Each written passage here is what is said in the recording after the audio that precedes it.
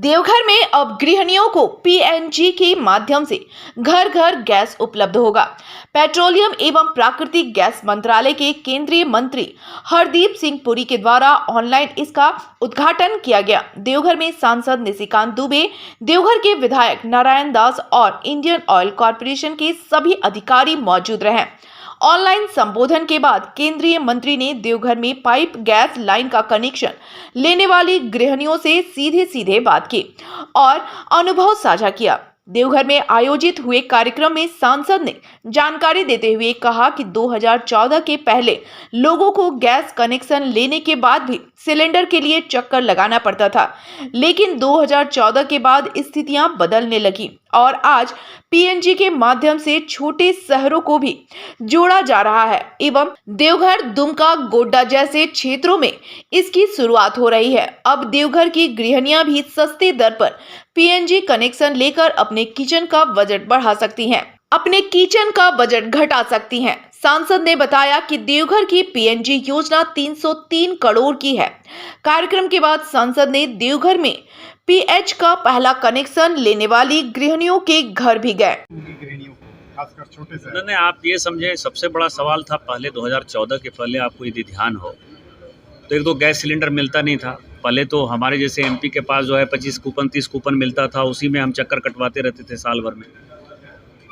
और जिनका लाइन था वो लाइन 4 साल 5 साल की वेटिंग थी, तो वो 2014 के बाद वो वेटिंग ख़त्म हो गई। वेटिंग ख़त्म होने के बाद लोगों ने, कई एक लोग जो अमीर लोग थे, उन्होंने माननीय प्रधानमंत्री जी के आह्वान पर स्वेच्छा से अपनी सब्सिडी जो हम देते थे अमीरों को, वो छोड़ दिया।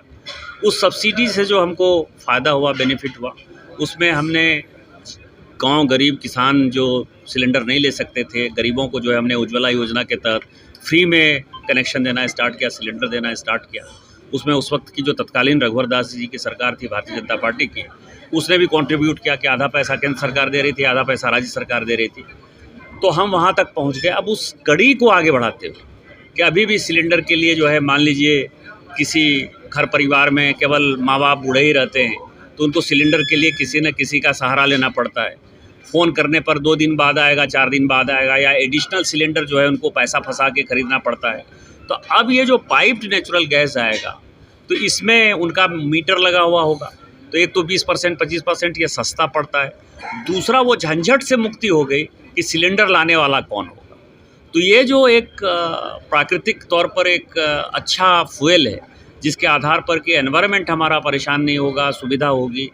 और देवघर जैसे छोटे जगह में, गोड्डा जैसे छोटे जगह में, बासुकीनाथ, बागामा, सारवा, मधुपुर जैसे जगह में इस तरह की यदि सुविधा हो जाएगी, और इस सुविधा को फाइनली आईओसीएल और बीपीसीएल, एचपीसीएल जो है, एचपीसीएल गोड्डा में कर रही है और आईओसीएल यहाँ कर रही है इस ज़िला में, वो गांव-गांव तक पहुँचाएगी। तो जब गांव-गांव तक पहुँच जाएगा तो आप समझें जो विस्थापन है, पलायन है, बड़े शहरों की सुविधा है, वो माननीय प्रधानमंत्री जी के नेतृत्व में हो जाएगा। इसलिए बहुत बड़ा काम है। कितने का योजना है देवघर का? तो आपने सुना कि ये 303 करोड़ का है, लेकिन जो वो गोड्डा का और दुमका का है वो 1750 करोड़ का है। तो टोटल दोनों मिला के हमको लगता है 2000 करोड़ से ऊपर की योजना है।